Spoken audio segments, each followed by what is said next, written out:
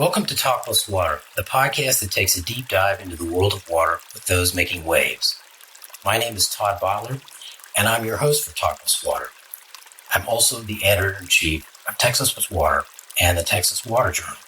My guest today is Mark Boyd, principal engineer at LCA Engineering and adjunct professor of civil and environmental engineering at SMU. Recently, Mark was chair of the Texas Infrastructure Report Card Committee for the Texas section of the American Society of Civil Engineers.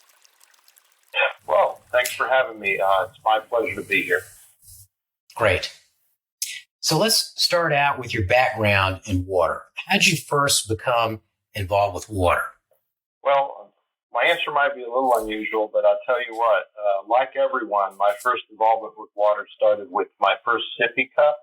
Now, of course, I'm kidding about that, right? But it makes a point. So, we're all heavily immersed in water, and I see your intro has some puns on water.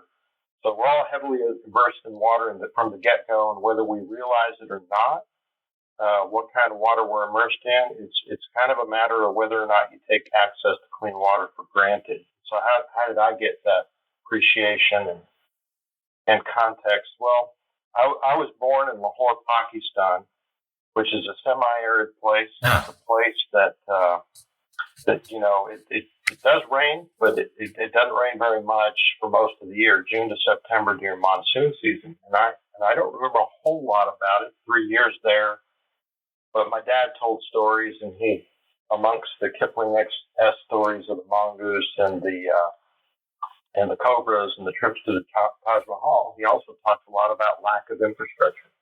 He talked a lot about scarcity of water resources. He was helping the schools out there and helping people help develop in a U.S. mission he had there. So after Pakistan, actually, I spent most of the rest of my growing up in Latin America, where also the importance of good drinking water and clean waterways was right in my face, all the time. Boil water notices, which we got rumble about here, happen every once in a while. They were a part of life most of the places I grew up. Open sewers, I lived near an open sewer in a middle-class neighborhood in La Paz, Bolivia, when I was a teenager going to high school.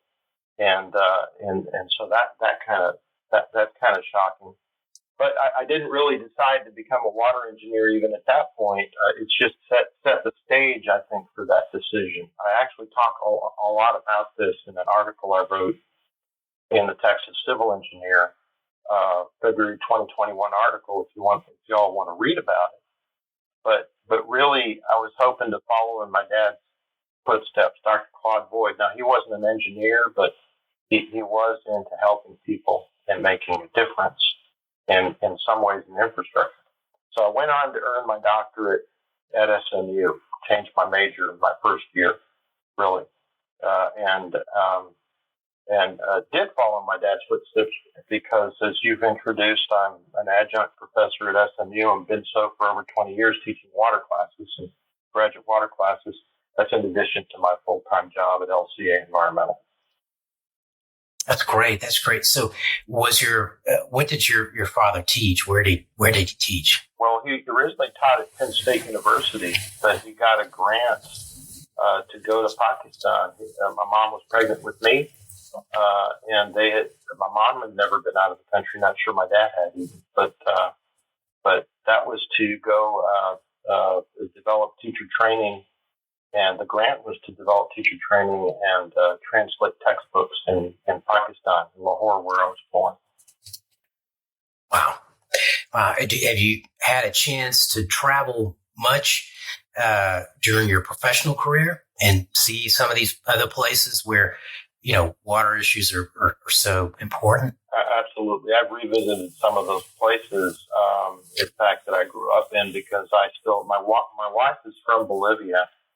So we returned to La Paz, and things have improved and changed. I talk about it in my article. But as far as working around the world, I have stayed mostly in the United States. Did a little work in Mexico, I've also been to Lima, Peru, quite a bit. I have family there, and things have improved and changed some, but there's a lot more people than there used to be. So there's a lot more stress on the environment and on infrastructure now than before. So let's come back to the United States. This is a good place to start talking about water infrastructure here. So the American Society of Civil Engineers Infrastructure Report Card. Why did the ASCE start rating infrastructure across America? And what do you think the impact has been of that report card? Well, nationally, ASCE is now sitting at 150,000 members, and we, as a national group, have a mission, or we feel an obligation to educate the public on the condition of our interstate infrastructure. And of course, the most expeditious way of educating the public is also educating legislators, or at least that's the theory. At a state level, the Texas section of ASCE is about 10,000 civil engineers, and we have a parallel mission with our state report card. So our efforts include state drive-ins to the state capitol and national drive-ins to Washington. The first national report card rolled out in 1998, and that was an effort really to distill conditions to something we're all familiar with, rather than beat our head against the wall as engineers and try to articulate in great detail, as we of course can, in nauseating detail, exactly what needs to happen, what the condition is. We thought maybe that letter grade that, although not everybody likes, everyone's familiar with, is the way to go. So the first one rolled out in 98. The first state report card rolled out in 2004. So we feel like it's gaining traction. It's being talked about, mentioned more than ever, and that's the whole point of this, is raising awareness of infrastructure issues from, after all, the subject matter experts. And there's a parallel effort going on at national called the Failure to Act, which runs in concert with the report card. According to a National Business Roundtable, every dollar invested in infrastructure yields $3.70 in environmental growth, in economic growth. So if we do it right, then it'll also yield dividends in quality of life and environmental improvement if we do it in the modern way we know how to do, that engineers know how to do. The report card is really to promote investment in us, in the nation, and in our state. I believe the report card's become an effective tool to inform state and national legislative bodies of our expert view of infrastructure conditions and the right infrastructure solutions. Now, superficially, we made a few inroads too. The report card was actually mentioned in a Hollywood script in an episode of Designated Survivor, where fictional President Kirkland, played by Kiefer Sutherland, brought it up in the Oval Office as a bad bridge grade, I think, based on a fictional Minnesota bridge collapse. Of course, that doesn't exactly need to be fictional, right? That sounds pretty close to home, except maybe I can't tell you whether the report card's really been brought up in the Oval Office or not. So water is just one of the elements that is part of that report card. And then there's subcategories under the water, I guess, or elements of it. What kind of grades did ASCE give America overall before we start talking about Texas? How did the U.S. do overall? And one of the things I wanted to mention first off is an important component of both the national and the state report card is what the heck is the grade based on? Because I do get that question a lot. It's not just the nuts and bolts. It's not just, is the bridge holding things up or not? Is the road in good condition or bad? Are there potholes? Are the channels wide enough? It's capacity, it's condition, it's funding, future needs, operation and maintenance, public safety, resilience. And resilience is an important aspect we're looking for, whether we're moving in the right direction. Resilience is something we're aspiring to. And innovation. And innovation is also a tough one because engineers are talking about innovating all the time. It's easy to talk about. It's hard to get decision makers at the local and state and federal level to really adopt innovative approaches. So when we see that in evaluating a report card, that gives the grading perhaps a boost. But nationally, the Committee on America's Infrastructure issued a GPA of C minus. That's actually up from a D in 2017. Now that's for not just for water, that's for everything under infrastructure. The grade point average. That's the GPA, exactly. At the state level, our GPA that my committee put forth was a C, which we also improved over last time. So the national graded 17 different categories, so they have the benefit of a lot more resources than we do at the state level. It's a large committee. A lot more people are paid at that level than at the state level. But the worst, just to mention a couple of these, the worst grade was the transit grade at D minus. There were a bunch of Ds, some of them involved water.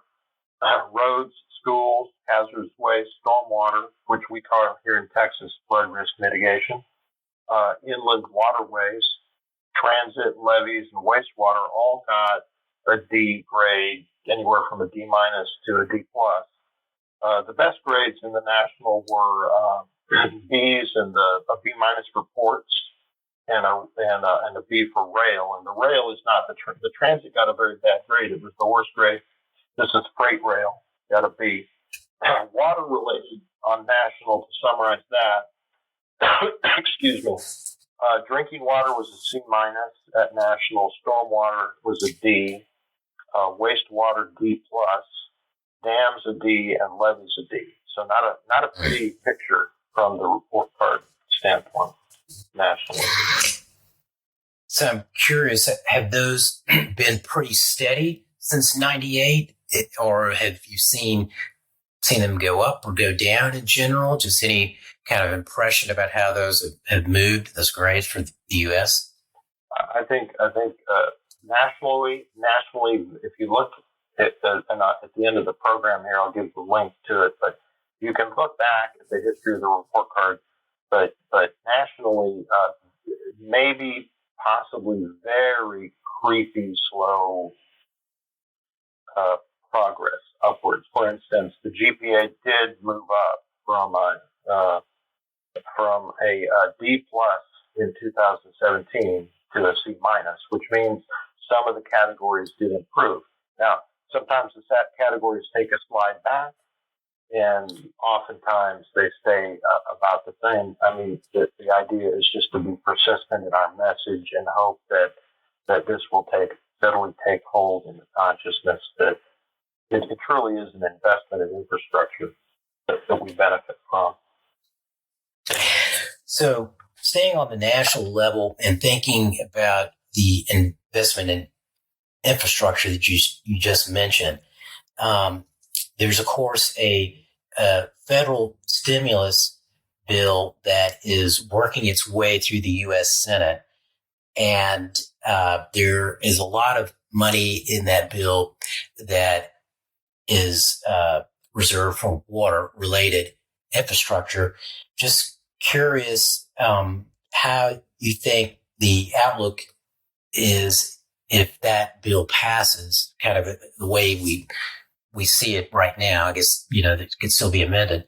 And would that be a significant factor in maybe improving the overall report card in the U.S., and particularly for water?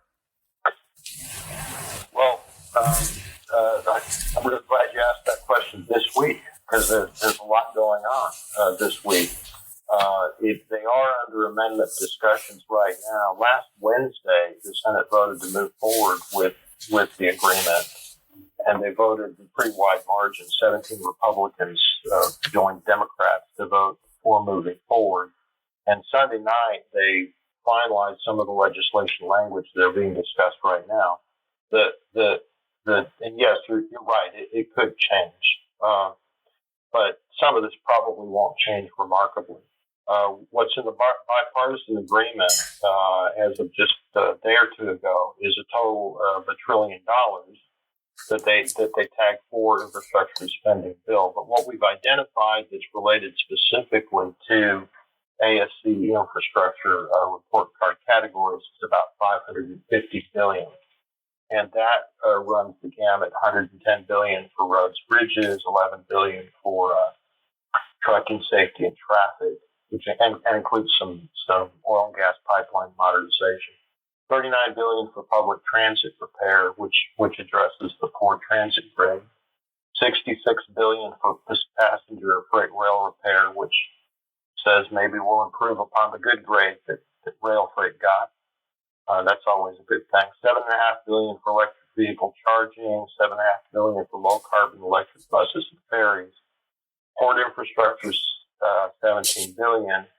Airports, $25 billion.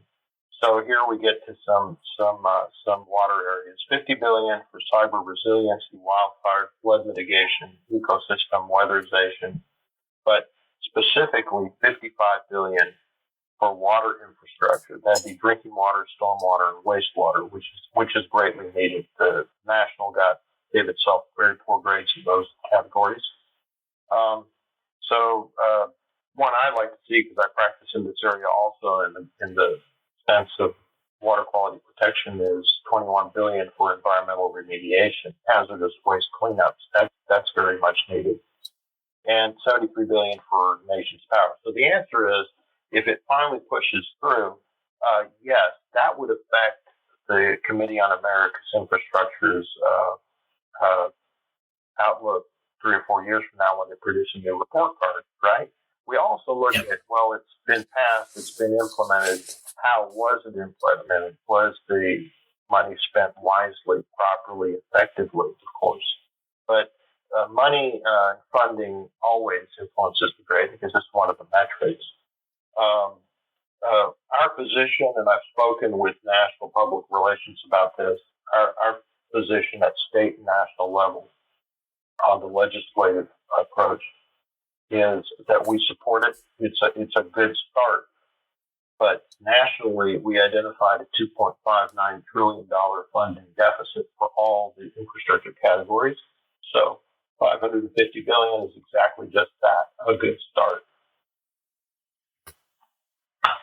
Well, always kind of wonder about these things, whether there's any hint or any indication that the senators who are drafting the infrastructure bill, read the report that y'all put out.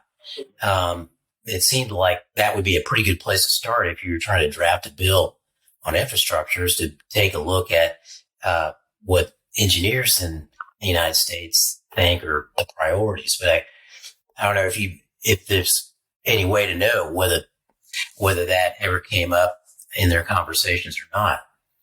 Well, it certainly came up in conversations that our membership had with them, because in prior years, when we actually fly into Washington, we sit down with aides. We rarely get the actual congressman or senator, but we get their aides. They tell us the congressman or senator is aware and has read and knows the issues, and we summarize it for them as succinctly and as it has to be a little more than just a letter grade, right? It has to be some amount of detail on our recommendations and conditions. So we try to keep it fairly non-technical, but as far as our efforts are concerned, we have to assume and not have to take a cynical view that, yes, there's certainly been briefed on the report card. This past few months, of course, with the pandemic, excuse me, this past few months with the pandemic, of course, has been a challenge. So we didn't do, I wasn't part of it, but we did more of a Zoom outreach, but a very systematic one. And we also have what's called a key contact. In fact, a key contact list. In fact, just last night I fired off an email that was written for me, and I tweaked it a little bit, but to the 2 state senators that I vote in districts too here in Texas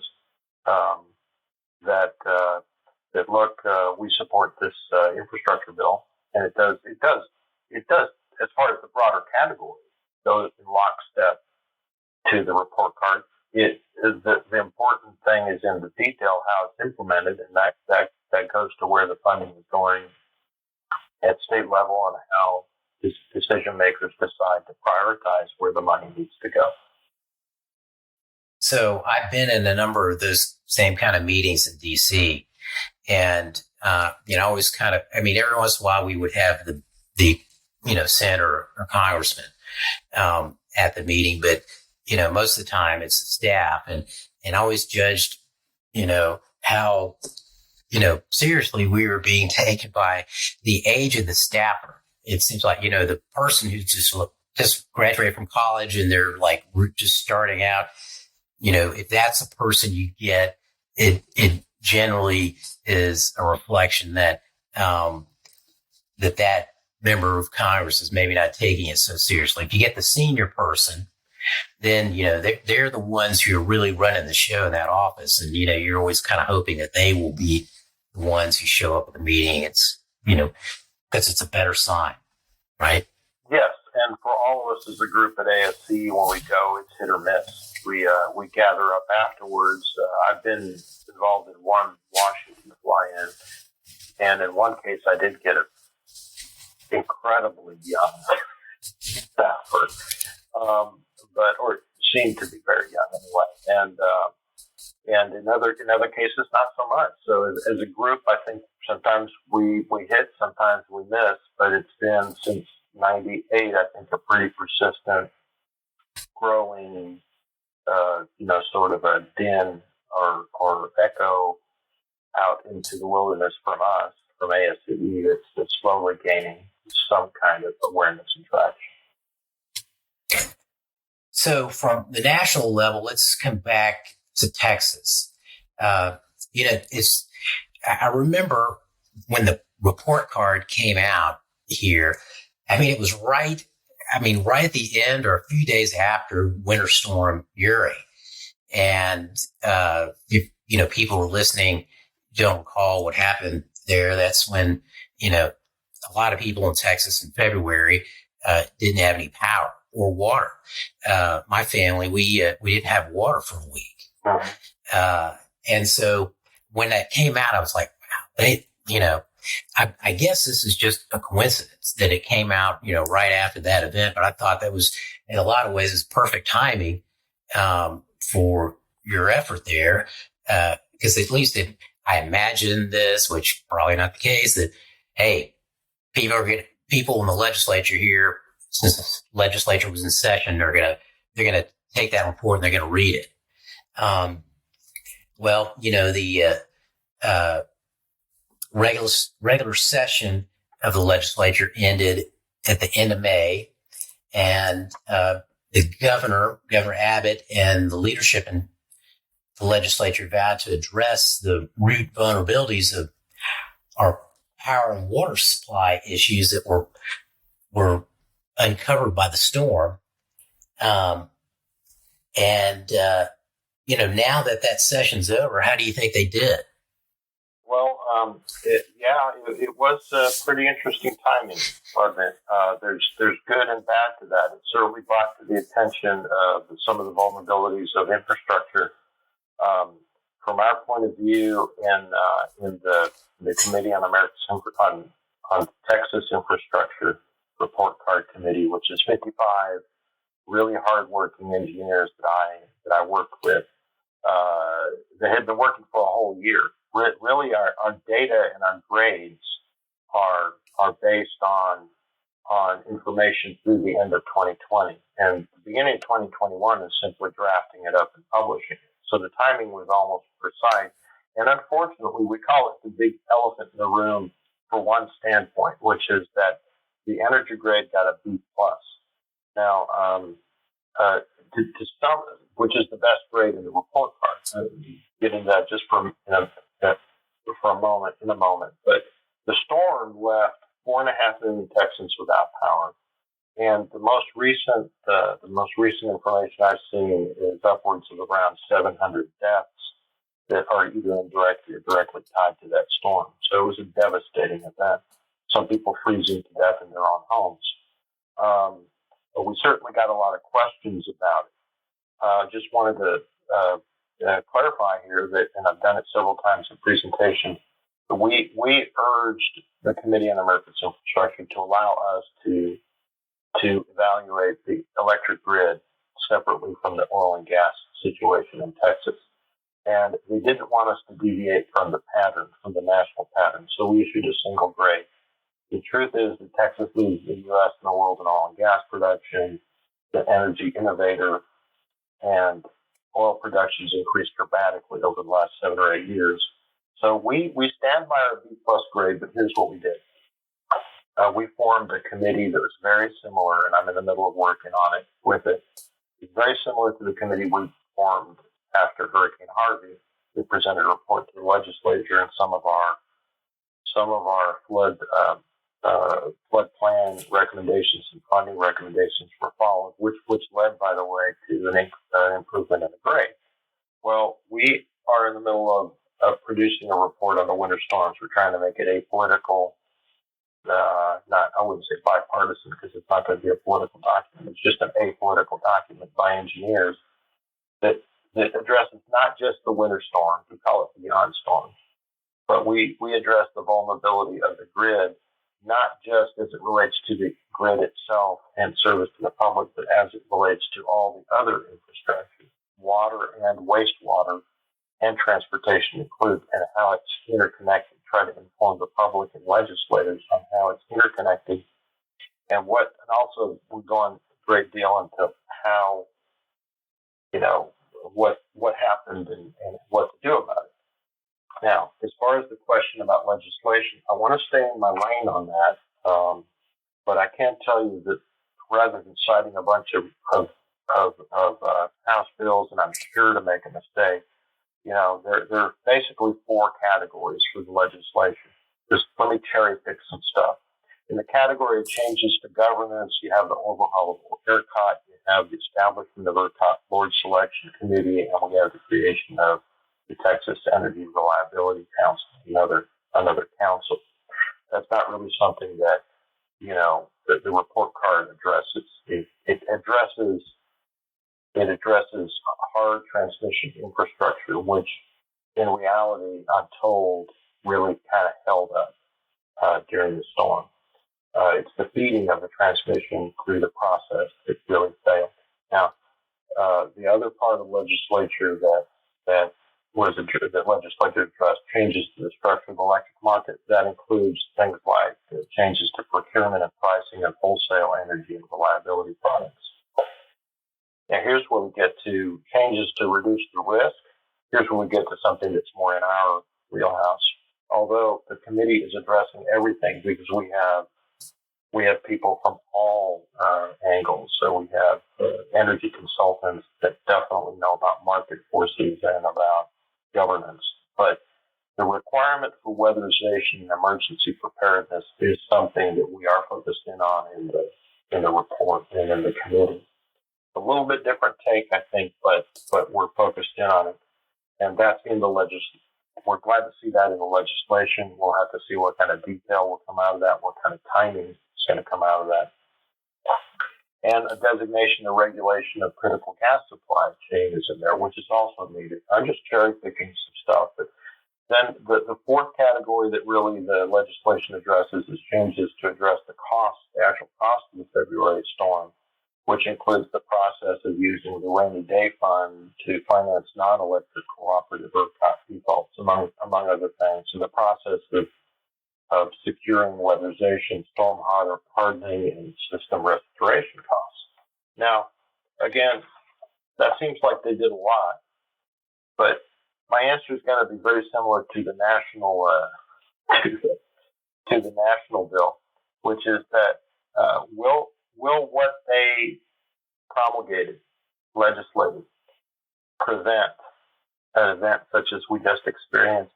It seems like, and I got to tell you, this is not on the press yet. This is in the middle of very, very detailed discussions, not all of which I understand, quite frankly. But it seems like the answer from the committee is going to be it's not enough, but it's a good start. You know, the data that we have. I was in the subcommittee part that looked at weather. The data shows the entire state was enveloped for about a whole week in maximum daily temperatures 20 degrees below normal. And in some areas that meant a full week of maximum temperatures below freezing, and others that meant just very, very cold for that time of year. But here's the thing, is if you look at the reports, and we've been doing that, the problems started creeping up even before these dire critical conditions, which means the system is vulnerable even to something not as bad as this event, which no one, including me, has ever said is a one-off event, because we had a horrendous event in Texas in 1940. Basically, the 1940 event, I looked at it, and double this in time, and then tack on a week on each side of fairly cold weather, and you had the 1940 event. If we got hit by that, there'd be no telling what would happen. So, in simple terms, a couple things that I want to point out. The committee is really, my part of my discussion is really, I've listened to them iterate to this idea of black start, which I don't see a lot of the legislators really focus in on. How do we absolutely positively keep being 4 minutes from complete calamity, which apparently was not hyperbole. It was not exaggeration. We were 4 minutes from calamity, which means weeks, if not more, of going back to what the committee might end up citing as parallels to Mad Max, which I guess you're my generation know that reference, right? So that's dire consequences. That's unbelievable cost. And what would you need to spend to keep that from happening is engineers, when they do cost and risk analysis, whatever it takes. I mean, we're not often in a position as engineers to say whatever it takes, but actually whatever it takes. But as it turns out, to really get to that point, it's not about throwing money at it. It's about emergency preparedness, actually, and planning and gaming or practicing the communication that's needed between whatever structure they came up with in the legislature, governance structure. They need every summer to look at the forecast, because the forecasts for this past winter were spot on. That's another thing that came out of the committee.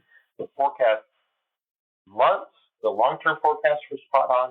The 2 or 3 week prior forecast, the immediate forecasts were spot on to these conditions.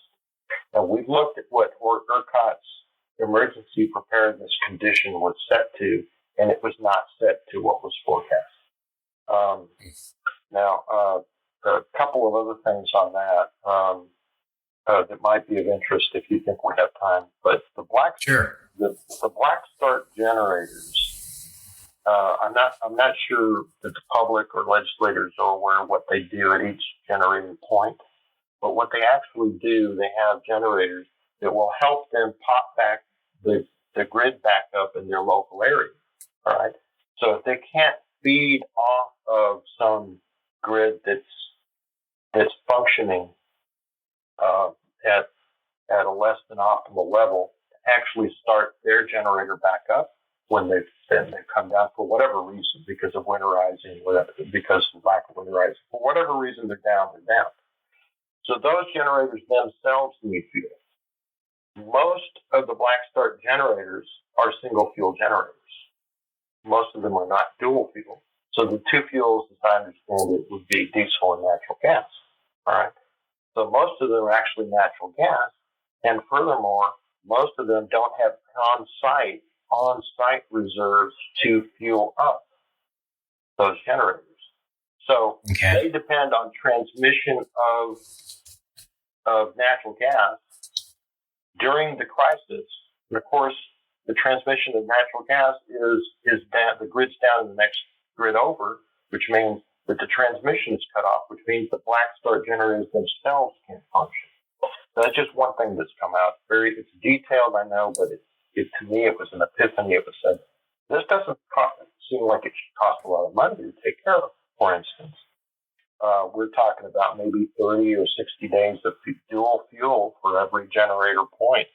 And I don't know that that's in the legislature in detail or not. I know winterizing is, but is that detail in there? I don't really know. That kind of gives you kind of a little bit of a perspective on where we are and what we did. But the timing of the storms was very interesting. It did bring awareness to infrastructure. And I think as it turned out, I really did not get a lot of heat. It was just very understandable questions about the grid that we got a lot of nods to say, we understand that. We were looking at 3 years of data and progress across all these areas, and not whether the systems of governance and market forces would conspire to the perhaps in some areas poorly winterized systems for this to happen. There's no way that any of my folks could have known something like this might happen, back when we kicked this off in early 2020.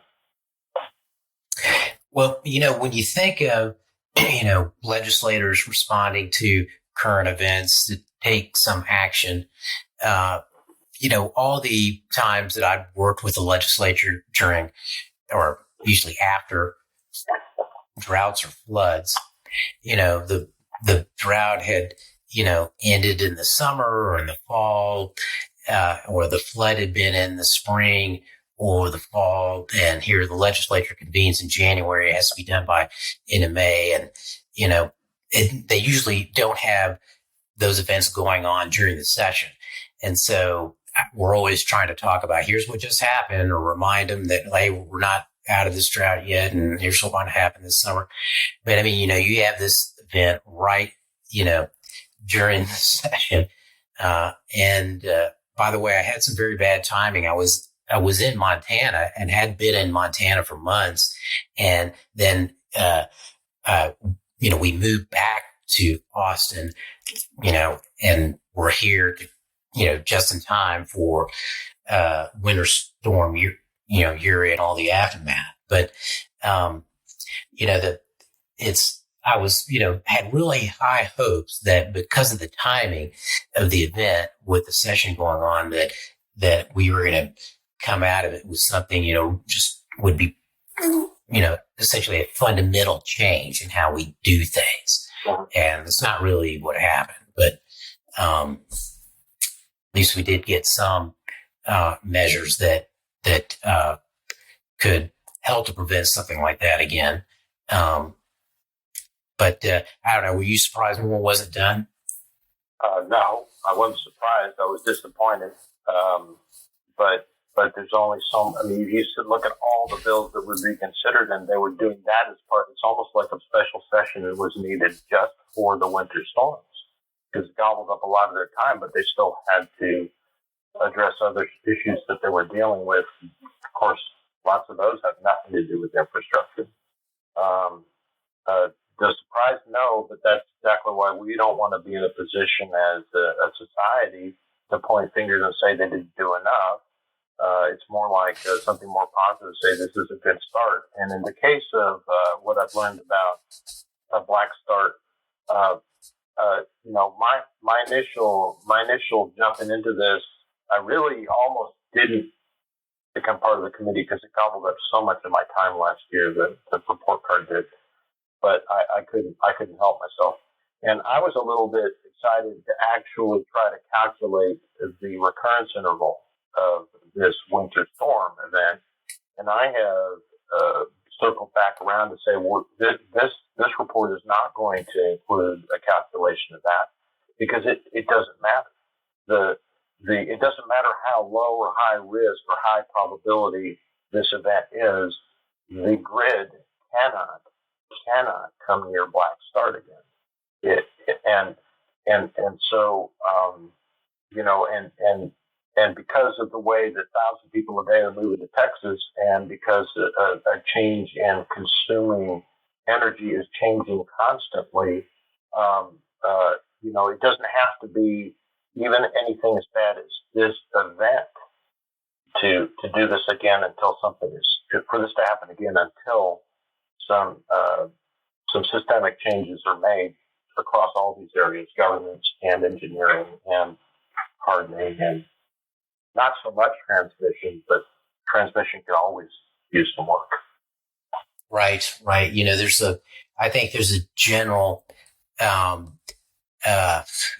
hesitancy today to talk too much about these reoccurrence intervals because of the issue with stationarity and, examining, for example, water rights based on hydrologic conditions that had happened, for the prior 100 years, given, the likelihood that, we're in a period when we're going to have many more extremes. And so, now I certainly would understand, not doing that because of course people would focus on that, right? Might not happen for another 1,000 years or something. Or, exactly. The whole problem with the 100-year floodplain, which, I'm always like, don't use that term, 1% floodplain. Even the 1%, people, I think, don't really have a very good grasp on risk, right? That's still confusing people, yeah. Right. So let's look specifically at these categories for the Texas report card that had to do with water. So what did Texas get in its water grades, and why do you think that the specific grades were what they were? Yeah. Well, as I mentioned, the state GPA was a C, which is up from a C minus last time, and there were some areas of improvement. So let's start with one of those areas of improvement: flood risk mitigation, which Texas is unique in state report cards and national report cards for calling it that. We fought hard to call it that. The Texas Water Development Board uses that term, and I like that term also. We as engineers, we shouldn't pretend to the public that we can control floods. The category before was called flood control, actually. All right, so that grade's improving, but with 1 in 10 Texans exposed to moderate or high river flooding, there's still work to do. Senate Bill 500 after Hurricane Harvey established the state flood plan according, in some sense, to ASCE reports and recommendations. There's a flood infrastructure fund created, but and so there was a lot of progress, not just in funding, but in planning and refining of Texas Water Development Board responsibilities. So we look at all that, and we think progress was made. But in context of all that, still, 189 flood-related deaths in 2015. 2019 was the highest in the United States, and Harvey's death toll was the most since any coastal hurricane since 1990. So the grade's still that C minus grade. We need more protective policies and smart development. In other words, the grade improved, but it's still a mediocre grade. Because we need those more protective policies. We need innovation, whether it's infiltrating roadways or pavement or something. But we need a greater commitment to planning and design using new climate and weather data that's available. So, for instance, going to your point just a minute ago, is NOAA Atlas 14 is out. It takes forever for a new atlas to come out. And when it finally comes out, it seems to take forever for it to take hold in engineering design, right? Well, just to one example, in the Houston area, 24-hour, 100-year, I'm with you. I hate that term. I wish they would never come up with it. I remember my professors talking about it 30 years ago, how much they hated it. But that 24-hour, 100-year storm, rainfall now, increased by 5 inches in the Houston area. 5 inches. So we're looking, part of the recommendation in the report card is for the next time, wherever the committee is going to be, they need to look at, keep tabs at, as there being progress being made and paying attention to the new weather and climate data, because it's there. It's there. It's adjusted, its projections, and that's one of our recommendations. So funding shortfall on flood risk mitigation, $31.5 billion. Drinking water, C minus. Before you go on to drinking water, so flood mitigation. I'm really encouraged by the new, flood mitigation planning process, which is going to produce the new state flood plan. And there's $1.8 billion associated with that.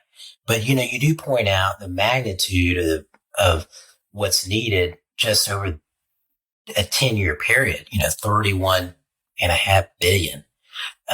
It seems like I've been working on flood issues in Texas off and on for 20 years, going back. I can't remember which flood it was, maybe the 98 flood. It was just, unbelievable event in South Central Texas. Not much, if anything, had been done. And now the legislature has done something, at least, which is good. And I have high hopes for that process. But wow, it's really going to take a lot of money. I'm hoping maybe that the federal stimulus might help with some of that, but it's probably going to end up being money that's going to need, most of it's going to probably need to come from the state or from local governments or someone to close that kind of a gap. Oh, definitely, because the $55 billion that's in the current plan, federal plan, goes to water, wastewater, and flood mitigation. So you got to divide that up, prioritize it to all the states in the country. Texas won't get that much. So right. What we look at is incremental improvements, and it's not an automatic that the next committee will improve the grade of flood risk mitigation again. But it's not like C minus is something to be real proud of either. It means that you started from a worse place, right? But still, because of the things you mentioned, and it's in the report card that the most recent legislative action is not considered in the report card because it was all up to through the end of 2020. But certainly that's something that the next committee will be looking at. On drinking water, C minus, that one also improving. We saw improved funding and financing for keeping up with population growth, but we're still seeing a $26.8 billion funding gap there, 50 years. So, again, the federal program is $55 billion, a whole ball of wax for the whole country. So maybe that'll be some seed money for Texas to continue to improve this. Well, you see also, you've got in here, you acknowledge that, we've got more than 1,000 people moving to Texas every day on average. And I think we're pretty much at 30 million, and we're going to a little over 51 million by 2070, placing additional demands on drinking water infrastructure. The new state water plan, which has just been approved, I think the price tag for that's $80 billion. I think this is, and here you talk about the previous plan, but I think the new plan's about $80 billion. And so, gosh, all these B's adding up, it's just a lot of money that's needed.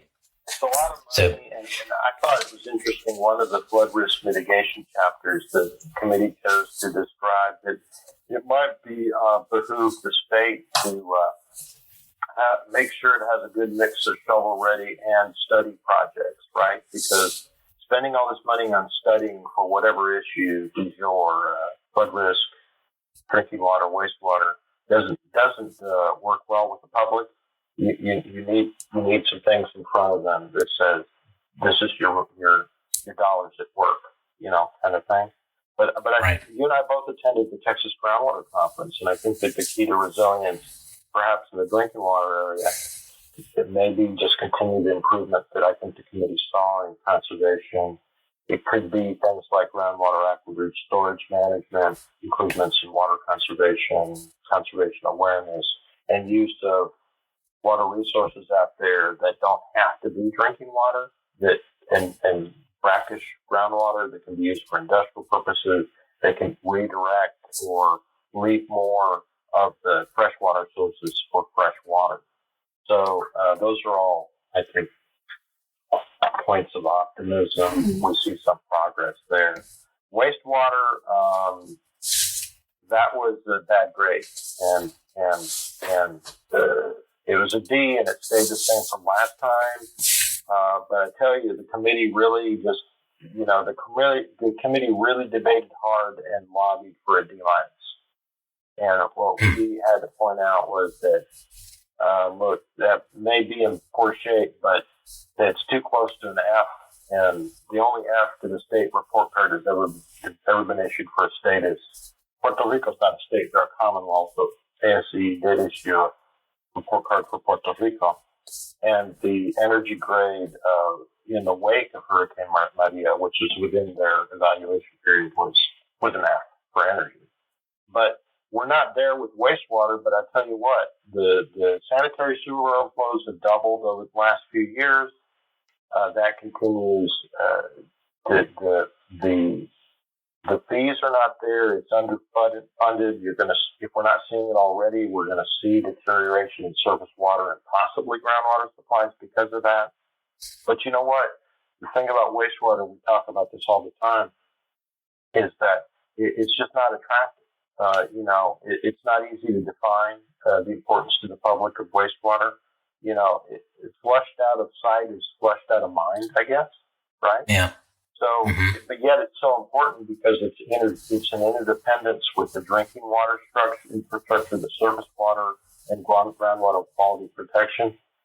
And we've identified a $250 million shortfall to what the actual cost is to withstand this population increase. Because what you have is you have a dire need in many of these plants, and I'm working on a couple of these projects, where wastewater just simply needs further retention volume simply to address the peak flows, the flooding. The flooding itself causes some of the Stewart overflow stuff. So one of the big recommendations in wastewater was to increase the rates to reflect the true cost. And gosh, I've been hearing that since I was an undergraduate professor. The true cost. Right. The 200 million. I guess that's an annual figure. Yes, that's an annual figure. Everything else is in the billions. That seems like that's doable. Exactly. It's doable, and yet it's harder to get funding for wastewater because the public sees it. Now, maybe not just the public, but legislators see it as more, and this is my opinion, but it's a little more attractive to be pushing drinking water projects or people from being flooded and drowned. Whereas wastewater, spending a bunch of money on wastewater, and by the way, we have the good news is, and this goes back to my background growing up in the developing world, is the good news is we have the best wastewater system on the planet. The bad news is it's by unit, per gallon, per liter. It's the most expensive way to address wastewater. And it's a way we come up with and a way we can afford, but that's how we keep our rivers and our lakes fishable and then later usable for actual drinking water supply. Well, a increase of sanitary sewer overflows from 2,500 to 6,000 between 2016 and 2019. Boy, that's a shocking number. I think I remember reading a little bit about that we did have maybe more flooding events during that period that contributed to that, but still, and we were coming out of a drought in 2015, that one that started in 2010 into 2010, but still that's a disturbing number to see that kind of a rate increase in those type of events. That is the range I use in my presentations. That's right. And for the staff, it is to us stunning. To the public, I don't know what it means to the public. They do their best to mitigate that. And it's also, I think, just systemic failures. But the lack of being able if much of the cause may have been flooding, but that just means the wastewater system's not resilient, right? So if the wastewater system's not resilient, that's one reason it gets a poor grade. Levees got a D plus. Just real quick about that. There's no state levee safety program, which I learned in this process. Probably should have known that before I started, but the men and women on the COSOD committee informed me of that. We don't really have much levee data, and that's the reason for the poor grades. So there could possibly be billions, and if you're still going to ask me the question about what I'm most concerned about, I can tell you why I'm concerned about that one later on. And then the dams, D plus, that was improving. We thankfully do have a dam safety program. We see implementation and some progress that's providing the report card. But there's still $5 billion in unfunded rehab for non-federal dams and $2.1 billion in repair rehab for small watershed to support water and soil conservation programs. So 7,200 non-federal dams in our state. I had some experience with this one too. And one of the issues has been the number of inspectors at TCEQ. And that's been improved, but they didn't improve very much, which really was disappointing to me. The legislature, not TCEQ, but the legislature didn't really, increase the number of inspectors the way it, probably should have, right? And so there's so much out there that's just not getting inspected. Yeah, and that's why improving means improving. But D plus is a D plus, right? So you don't pat your kid on the back saying, you got a D plus, yay, because you got a D last semester. I think you're still you're still gonna have trouble graduating. Right. So like we talked about just now, no one packs sewer systems, their own water supplies, or flood protection in their suitcase when they come to Texas. So we're swimming upstream without adequate funding, which is why these grades are still, in some cases, improving, in other cases, not. So which areas do you think the state is better positioned to address, and which areas concern you the most? We touched on this, but more specifically. Well, for water issues, let's start the ones that concern me, and then we'll end the question on a positive. Of greatest concern, we just talked about wastewater. I really don't have to amplify it on too much, but I'm glad you pointed out the actual statistics on the sewer overflow. And the sewer overflows are simply symptomatic that the system's not. There may be maintenance issues. It's all in the report card, but there may be maintenance issues. There's certainly capacity and expansion and the lack of expansion plans in areas where populations are growing. And, municipalities are gobbling up extraterritorial jurisdictions all the time and expanding their systems. And yet the low end of things at the wastewater, the lowest elevation point, that's not getting enough attention. So that concerns me. and also because of really, hundreds of person years of experience in wastewater, and the Water and Wastewater Committee told me they wanted to give this category a D minus. So that kind of worries me, even though it's not the official grade, right? Levees, Right.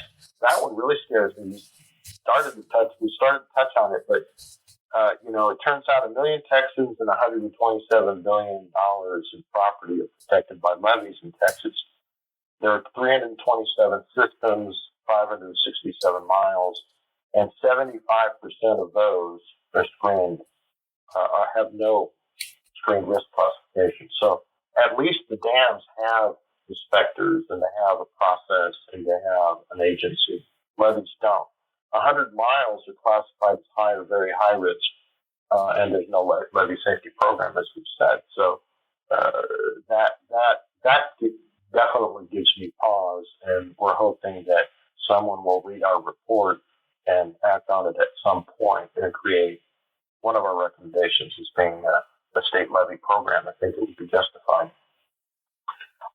Believe it or not, I'm a little somewhat optimistic on flood risk. I attended a conference the other day of the Council of Governments, local government officials, and the presenter, I asked him that very question on this, and I believe he is with the Trinity River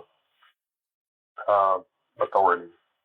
But he said he's optimistic, but he's like me, optimistic. Let's keep doing what we're doing in flood risk. And but what needs to happen is that communities, at the community level, the planning needs to be smart.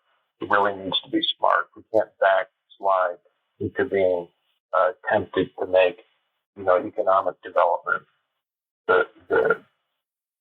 the only thing you're thinking about, rapid, cheap economic development, because that only results in more unwise decisions that engineers know better than to do, but they don't put the engineers in the position to make decisions, and so it's kind of up to us to, I think, hold the line. Not following the recommendations in the report card could cause us to backslide. On the non-water side, and I suppose it's non-water, but actually landfills actually got a tick down on the grade to a B, but I still think we're doing a pretty good job, with recycling and extending the life cycle of the existing landfills.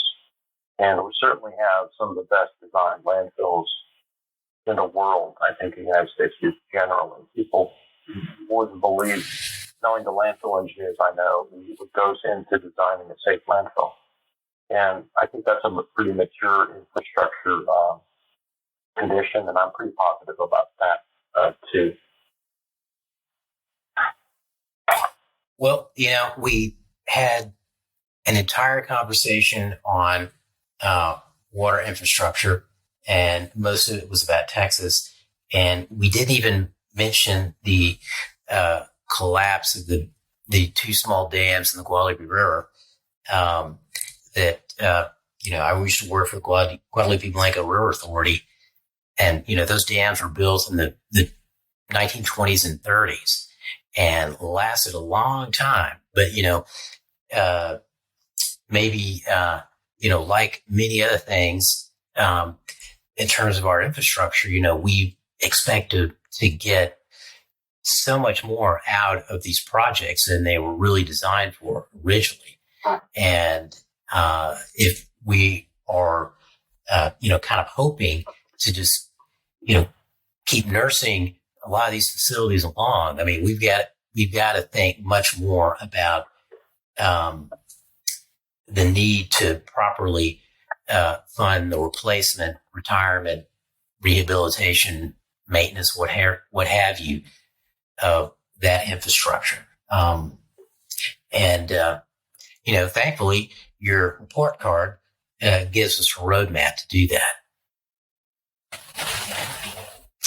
So before we close here, Mark, why don't you tell us how we can find out more about the infrastructure report card, or how our listeners can find it and other resources? Well, at the state level, all of the report cards, including 2021, are available at texasasce.org, or you could just Google Texas Infrastructure Report Card. What you'll find is two versions: is the pocket version, which is a quick read, and then the 92-page version that has some of the and more of the information that we've sort of sprinkled throughout this conversation, specific data and information that was reviewed. The committee, the 55 people on this committee, all of them were volunteers. They just did a tremendous job backing up their opinions and their reasoned engineering opinions. On the national level, every state report card, California, Alaska, Puerto Rico, all of them are available, or links available on infrastructurereportcard.org. That's one long word, without spaces, infrastructurereportcard.org. I guess you could just Google ASCE National Infrastructure Report Card. Make sure you use the infrastructure word, and a link is sure to come up. But as part of that, you'll also see access to ASCE's National Failure to Act report, and that national website has the most current national report card as well as a database archive of all the prior report cards, so you can see for yourself sort of what the progression has been. Great. Well, Mark, I want to thank you for joining us today on Talk Plus Water, and I also want to thank you for, putting all that time and effort on the Infrastructure Report Card Committee and your other members of the ASCE who volunteered all that time to come up with those reports for the other 49 states. Well, no, it's my pleasure. And really, I have to share with you that I've become passionate about this really in fairly recent years of my career. I've been thinking more about my childhood and my dad than ever before. It's not that consulting hasn't been fulfilling and teaching at SMU hasn't been, but I see this as a way to, in some small way, see if we can make a difference, see if we can get somebody to pay attention and make the right decisions and put enough money to putting the right decisions to work. So, again, it's my pleasure to be here, Todd. I appreciate it. Thank you for inviting me. Well, we'll have to have you back when the next report card comes out. We can talk about whether any of those grades have gone up. There you go. That'd be great. Well, this has been Talk Plus Water. My guest today was Dr. Mark Boyd, chair of the Texas Infrastructure Report Card Committee for the Texas section of the American Society of Civil Engineers. I want to thank our listeners for tuning in and say that if you enjoyed the episode that you just listened to, please consider giving it a like. My name's Todd Butler. Let's talk water again soon.